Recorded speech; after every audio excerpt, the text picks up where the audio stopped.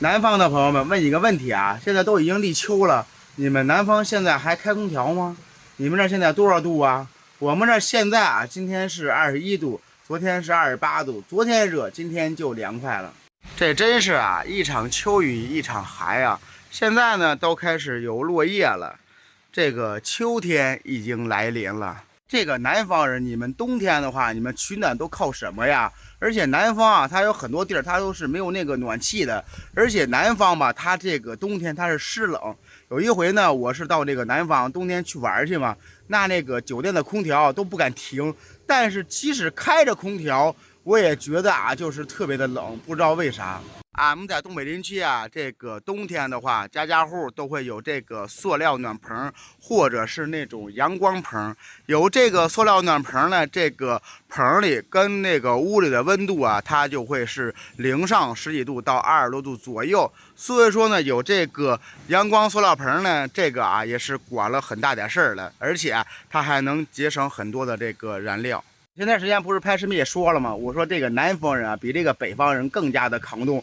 你像去年俺们东北黑龙江哈尔滨不是爆火了吗？那家伙，南方的小土豆们来我们这玩来，那在外边嗨皮一天啊，晚上在那个冰雪大世界那都能嗨起来。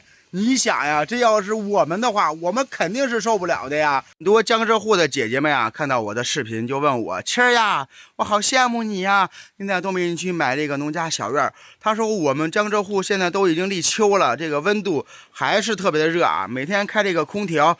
只要是一关了，立马就受不了了。他说太羡慕在林区不用开空调的这个日子了，吹个自然风，然后就特别的凉快。经常呢，有一些南方的姐姐啊，就问我：“七儿呀，你在东北林区买这个农家小院多少钱呀？在那边生活怎么样？环境如何呀？”其实我每次都说我这个农家小院是去年买的，2万多块钱。可能有一些个新看我视频的姐姐们嘛，可能不太熟知。你像在这边生活还挺好的。这边的环境也不错。其实我知道南方的这些姐姐们啥意思，也想在东北林区买一个农家小院，夏天的时候过来乘凉来，冬天的时候再回到南方。其实也是不是不可以啊，但是啊，我劝南方的这些姐姐们要慎重。因为啥呀？梦想跟现实这个差距是好大的，因为你们没有在东北林区生活的这个经验，你们又没有来过这里，所以说贸然的在这儿买一个农家小院，对于你们来说，一开始那是新鲜，过了这个新鲜劲儿之后啊，你们就会有点后悔，因为你们南方来说，在交通、医疗各个方面来说，都要比东北林区要发达很多，所以就是说呢。时间长了，你们会觉得会有诸多不便，知道了吧？就是你们呢没事上我们东北林区来避避暑来乘凉，这边有这个宾馆，有这个租房的这个，所以说跟这住上一段时间，比你买个农家小院不强吗？你说对吧？你买了农家小院，你不得收拾吗？你不得改造吗？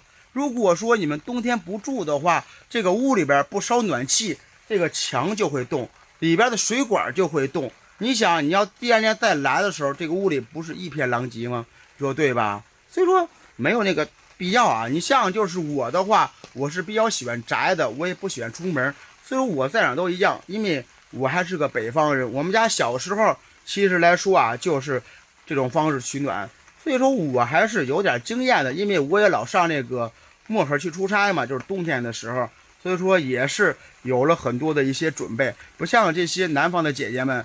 你们看着新鲜，其实来了之后啊，你像我这几个月真的是年轻了，因为累得跟孙子似的，那家伙每天都有干不完的活。所以说有些时候呢，我觉得吧，就是大家伙干点啥一定要慎重，不要就是一时兴起。好了，喜欢小七的视频呢，点个宝贵的关注，点个赞，感谢支持，咱们下期再见。